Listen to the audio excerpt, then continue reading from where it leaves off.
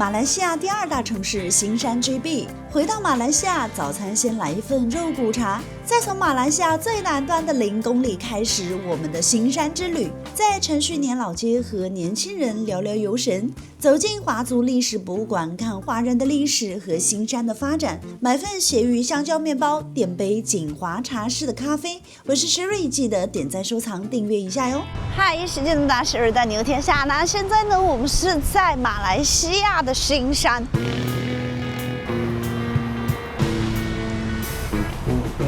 今天到了马来西亚还有点不习惯，突然一下好热呀！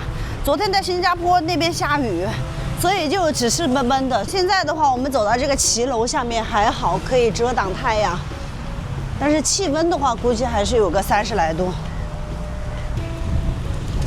顺着老街啊，咱们一直走，一边逛老城，然后一边呢就到了顺发肉骨茶。这是1975年开始开店的 ，since 1975。隔壁有空调。隔壁有空调哈。肉骨茶，1人份就好了。里面原本是有肉骨，然后有点猪肝和蘑菇。可以。看这里有什么料是喜欢吃的，就可以加一些在里面。那加粉肠好了。油条来一个。我这边的话人还是蛮多的，谢谢。鸡公碗，这个其实在现在国内的话很少看到这种碗的，但是在东南亚的话都很喜欢用这种鸡公碗。特别是印尼基本上这个鸡公碗的话就是标配。看还有这个芙蓉花，大芙蓉大花，食客还是蛮多的，都在等。从这边后厨，然后直接进。它的2排门面的话是连通的，后边应该就是配料啊啥的，准备备菜。然后这边的话，因为特别热，所以很多食客没有在上面吃。这是在炒麻油鸡，还有猪脚，像那个砂锅煲的感觉。哇，大火烤的这个锅气真的十足的。这边就是那种传统的炉子。好，我们的来了。好，谢谢。嘟，哇！我看着它从那个炭火炉上面直接端出来的，上面还冒着泡，现在端在桌上了，都还在翻滚，还在沸腾。分量我觉得还可以。我们点了一个肉骨茶，然后加了一个粉肠，先喝一口汤，长命又健康。胡椒味不重哎，就是很清淡、很清爽的这种口感。可能这也是它比较特别的一点吧。他自己的秘方吧，估计。排骨很长条，好漂亮啊，看起来。它这个肉好嫩啊，都能看到那种淡淡的肉色、粉色的，可以，还不错。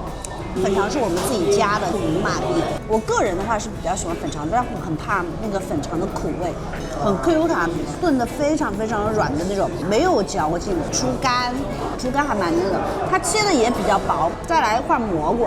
经过肉骨茶这样煮完之后，这个蘑菇都已经有一点微黄的感觉，好吃很嫩。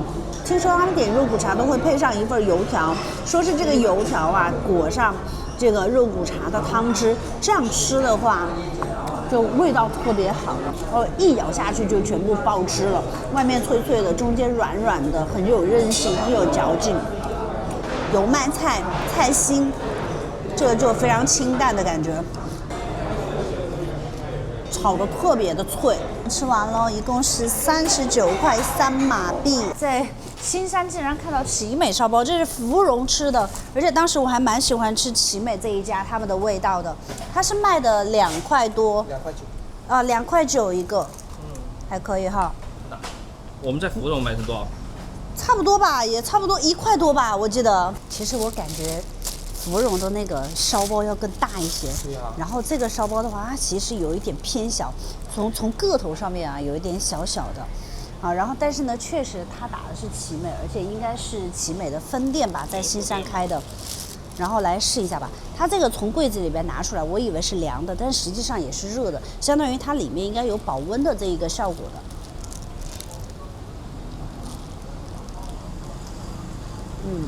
是不是记忆中的味道？我觉得没有它本店好吃，我觉得没有芙蓉的好吃。它这个外表很酥，然后很酥脆，然后吃起来的话，它没有那种脆皮的焦感，然后它外面这一层的话，它就也是酥的，但是在芙蓉吃的那个总店吃的，它外层那个皮的话，它是有一点，第一它更焦，第二它是那个嚼劲的话会更多一些。你说有没有一种可能，它这个是芙蓉做好了以后运过来的？不可能。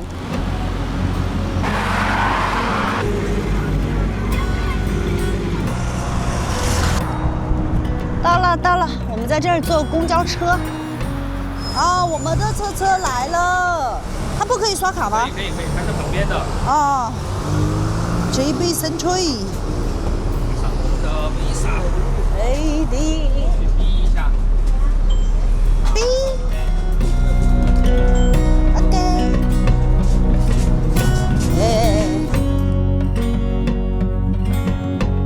还有我们下了车，然后在这个旁边的话就是新山的0公里。那在这里的话，这个0公里啊非常有来头，它既是亚洲大陆的最南端，也是马来半岛公路网的最南端。不是隔壁对岸还有新加坡吗？对不对？那为什么是亚洲大陆最南端呢？因为新加坡跟马来西亚还隔了一条河。那新加坡严格意义算起来的话，可能是个岛，它可能算的就是一个岛，所以亚洲大陆最南端的话就是在这儿啊。这个说法确实也没错。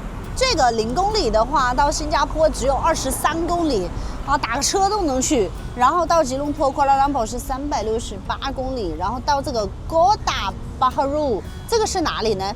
还有一个 Kamja、Bukit Kayuhita， 还有是邦公公哦。到曼谷的话是1805公里。那我对于马来西亚的了解的话，0公里这个旁边一定是邮局，因为邮局要送信要算距离，所以0公里一般就设立在邮局的门口。大家如果经常看我视频的话，都知道我刚刚从印尼待了1个月回来。我告诉你们，我现在在马来西亚可以横着走，为什么？因为我学会了好多马来语。邮局这个附近其实很漂亮，像一个公园一样。现在是下午1点50。哇，2点钟了吗？是啊，但是你有没有发现，这个比晚上1点钟还要清静？昨晚上12点多钟的时候，这儿啊搞众神游行啊，超级热闹。我跟你说，我在印尼学会的马来语，我现在知道了。Selamat datang 不是巴萨的意思，它是欢迎光临的意思。好，穿过邮局呢，旁边就是陈训年文化街步行街，那就在这儿。现在上午的2点钟，感觉这个城好空啊。其实新山的景点啊并不多，主要就是在这一个区域这一片区。所以如果说你到了这一片区的话，你就随意乱逛就可以了。想想昨天晚上这里人声鼎沸，灯红酒绿，啊，好热闹啊，敲锣打鼓。今天啥都没有。小哥哥，今天那个活动还有吗？哦，完了，刚刚完了呀。刚完了。今天是干什么？是回去那个神庙。回去神庙吗？你还看得到吗？啊，你可以走过去看咯，可是不懂进得进去吗？因为他现在在拆那个神教子那些。哦，已经完了。可能你迟点你还可以进去里面拜拜啦。哎，我想问一个问题，就是你们这个我看有花花绿绿的，有蓝的、粉红的，那是就是你们是属于不同的寺庙吗？啊，对，因为还有5尊那个神明。哦，5尊神明有不一样的那个会馆，他们供奉他的。哦，就是主要就是5个颜色的衣服。对，5个颜色的了。哦。那就是免费发呀？啊，没有要钱的。哦，他们人家捐款给那个会馆的啊，那个会馆就跟人家要拿，他就卖给他们哦，对，然后就捐款给那个会馆的。哦，那如果卖的话，多少钱一件呢？今年是16啊。16万。16块一件啊。哦，还可以。你昨天有参加那个游神吗？有啊，每年都有参加的。每年都有参加。3天。我看着你还蛮年轻的，你多少岁了？23。啊。我特别想就是了解一下，就是您对于这个叫什么这种游神呐，这种中华文化你是怎么理解的？那么多年轻人会去参加？这个本地的一个传统哦，就这个100多年了，这个活动就以前的人留下来的咯。你们是不是比如说父母就是说你必须要去，你不准在家？没有。你们就是很自主的就去吗？对。每年去。我有看昨天很多小孩子，然后就是可能几岁的样子，然后就去参加他们那种社团呐，他们就有一起去参加咯，就跟着走，然后可能。你读书啊，你有朋友那些嘛，可能朋友就会一起去参加这样子咯。是不是每年到了这个时间就很期待这个节日啊？新山如果是本地人会啦，蛮期待的，1年1度比较盛大的咯。我们因为是重庆的，我们那边完全没有这种活动，所以说我们这个这里比较什么，这里本地的文化，这里本地华人以前流传下来的。对，那你们去参加那个游行，他会给你们发钱吗？哦，没有，没有酬劳啊，这些就是自发的这种行为啊。啊，没有。哦，就是开自愿的啦，全部自己去参加的。太棒了！谢谢你，谢谢。好，谢谢你，谢谢，新年快乐。哎，这里有个锅，这是荒废的，这是博物馆吗？这是博物馆。哦，好吧，我以为是个荒废的。啊，这个可能就是以前新山人在程序年街道的样子吧。然后这种屋子，这是做陶瓷吗？哦，这个是以前建房子用到的，这个东西叫什么？篱笆。不，这是一种树叶，棕叶子那种感觉吧。你看这个屋子还有几层呢？哇，我看到有一个狮头哎。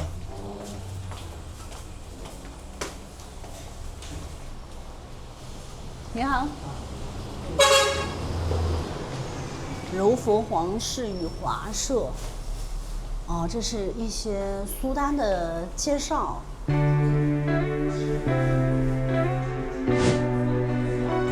1844年在这里就开垦种植甘蜜和胡椒，45年的时候就开辟种植园。其实可以看得出来，以前还是比较艰辛的这个环境。55年的就开铺，名为伊斯干达布地里，一直到后面建立了学校，建立了一些会馆。57年的时候，马来亚独立；在94年的时候，新山升格为市；在06年的时候就推行新山为经济特区了。其实我们看这个华族博物馆的话，说实话，在 YouTube 上面真的是一点流量都没有。但是我们是很喜欢逛这种华族博物馆的。你包括上面有一个牌匾，我就看着我就特别感动。它写的是保存祖先历史，留给子孙未来。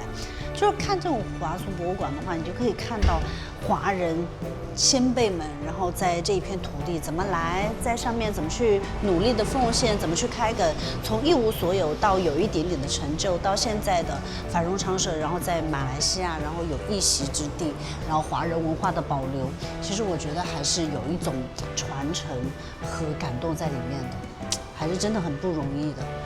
好吧，咱们继续。从这个老照片上面就可以看到啊，圆丘上面有几位这种苦力，他们可能是被卖到圆丘的契约劳工，在这里啊晒这个干蜜块儿。程序年老街，一听这个名字啊，就是以华人程序年的名字而命名的。哦，在这里，我跟你们讲，我在印尼的话不是白待1个月的，我现在的话不仅马来语会了，我连繁体字我都会了。琼州会馆，琼州是哪里？琼就是海南的简称，所以这里就是海南会馆。嘿嘿嘿，看我多聪明，我是一个大聪明。接着讲啊，程序年呢，他是开埠功臣之一，也是当时的华人领袖领导之一啊。然后相当于对于新山这一个地区的话，做出了很大的贡献，所以这条步行街呢，以他的名字而命名的。在这条街上看点啊是非常的多，你看有好多老式的这种商铺。电线无线电哦，念反了，幸福电视无线电，又闹了一个笑话。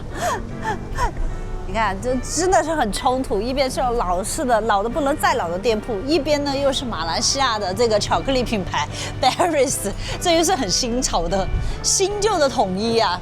正是这种新旧的融合、中西的结合，让马来西亚就变得非常的有趣、有意思。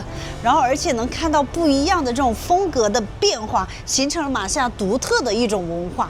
我觉得是非常有看点的。所以马来西亚的话，我很喜欢。为什么？就是因为它非常有趣、有意思呀。你再看程序年这条街的话，看起来就是那种很标准的老街，它见证了新山呐从一无所有的小渔村，逐渐变成了现代化的这种现代化大都市。所以程序年老街像什么？就像一个老者，默默地守在这里，守着新山，镇家之宝、镇馆之宝。然后就看着新山一步步的繁荣昌盛。程序年这一条街道啊，其实不宽也不大，但是这一条街道在以前啊，90年代、80、90年代的时候，当时华人的商贾云集，那在这里啊，他们就做生意，非常的繁华，非常的人流量好。花花绿绿的，又有欧式的圆拱门，又有马来式的木窗，还有中式的骑楼。这一家店，你看名字叫上海洗染公司。来到新山程序年老街啊，有一个非常漂亮的小楼，就是我现在在的这个红楼。我在这里一定要拍一张，留下新山标志性的这一张照片。在这里，来看这边的壁画，中华特色舞龙舞狮。又有马来特色，还有印尼的哦，不是印尼哦，还有印度的这个拉茶，这个是不是叫拉茶？所以民族大融合啊，也有这种印度美女莎莉。你们是自己做衣服吗？就做衣服。马来装啊，马来装长什么样子吗？马来人。穿过那个红房子，那这边呢，好多好多老店、咖啡馆。你看这个的话是三姐妹，作为地道的马来西亚旅游博主，那像这种连锁店啊，我们就放给游客啊，让给更多的这个中国游客来吃。啊，我闻到香味了，面包蛋糕的香味。血玉面包店，还有卖的哈。来，现在蛋糕。试一下这个，这个是脆的，是不是？对。那我就要这个吧。这个有没有小份的？没有哈。这个多少钱一份呢？13。这个呢？6块。哦，那就拿一个这个吧。好的，现在只有这2种了，面包已经卖完了。哦，我就说想吃那个面包来试一下。好，面包买到了。那刚刚我们不是要找地道的茶餐厅吃吗？在它对面有一家锦华，看起来就很不错，它这个颜值啊就深深吸引到我了。非常复古、非常原生态的这个茶餐厅。当当，锦华这个环境的话，加上这一个老式的茶杯，哦，不是茶杯，咖啡杯，看起来真的是好有复古的感觉，好传统的感觉啊！来尝一尝味道。它用的那个搅拌勺的话，就是直接是喝汤勺的这个勺子，就是纯咖啡加糖。那马来西亚呢叫咖啡叫 kopi， 那 kopi 呢就是咖啡加炼乳 ，kopi C 呢就是咖啡加奶加糖 ，kopi C kosong 呢就是咖啡加淡奶。那我点的是 kopi O， 就是咖啡加糖。那 kopi O kosong 呢就是纯黑的咖啡。然后刚刚我们在对面的咸鱼面包买了面包干，然后现在在锦华这边点一杯咖啡，刚好面包干的话可以配咖啡。来尝尝咸鱼的这个香蕉面包干。其实我觉得香蕉味的面包就本身是一个很突兀的感觉。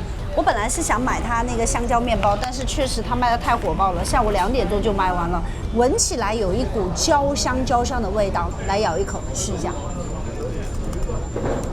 好脆，我就感觉这个一咬下去，在我的嘴巴里面，我轻轻一咬，它整个就化渣了的那种感觉，而且它很松散。我本来以为它会很硬，但是实际上它是属于酥脆的那种感觉，越嚼越香。用这个面包干来蘸一点咖啡来试一下，蘸了咖啡的话，前面就要稍微软一点，但吃起来的话又有面包的香，又有咖啡的醇，哇，香醇。不是没有买到这个面包吗？然后刚刚我看到那个婆婆站在我们的旁边，她在吃，我就说那是不是我可以问她买1块2块来尝一尝？然后我就去找她，结果她说可以，然后她就直接给我了，但是她最后又不要我的钱，然后她就自己现在就走了。所以马来西亚真的很有家的感觉。你看家人分了我1块小蛋糕，就是方方正正的，很古朴的那种老式的蛋糕的样子。来尝一下香蕉的味道，闻起来非常淡，但是吃起来的话反而比较浓郁一些。这个香蕉蛋糕相对于它的香蕉面包干来说的话，我觉得这个香蕉蛋糕更加出彩一些。喝完咖啡，然后继续往前走的话就是街头了。其实这条街很小，正儿八经一连串走完的话也就5分钟的样子。那我们接下来的话就逛一逛其他的一些街巷。其实它这一整个区域的话都是老城，都可以走一走、逛一逛。通过多种维生素和锌 DHA 促进脑部发展。那这里还有一个中国风，背街的这些小街道啊、小巷子都还是蛮漂亮的。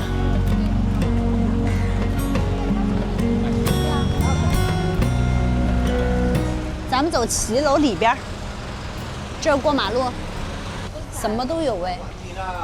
这个地板超级有特色的，全是马克瓷砖，在一整条街看过去的话，就是一眼望不到头。对，每一家地板的颜色都不一样的，花花绿绿的。这是小乌鸦。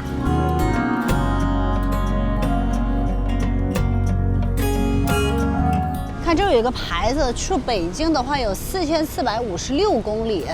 这个是 Rio de Janeiro 是哪里啊？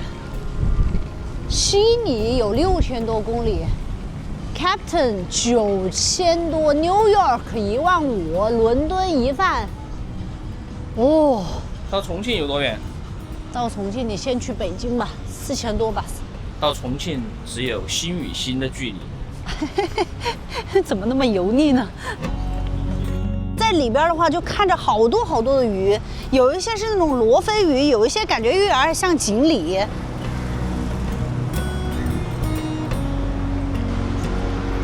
那程序年老街呢就逛完了，世界那么大，事带你游天下。我们现在在马来西亚的新山 JB， 记得先订阅关注一下哟。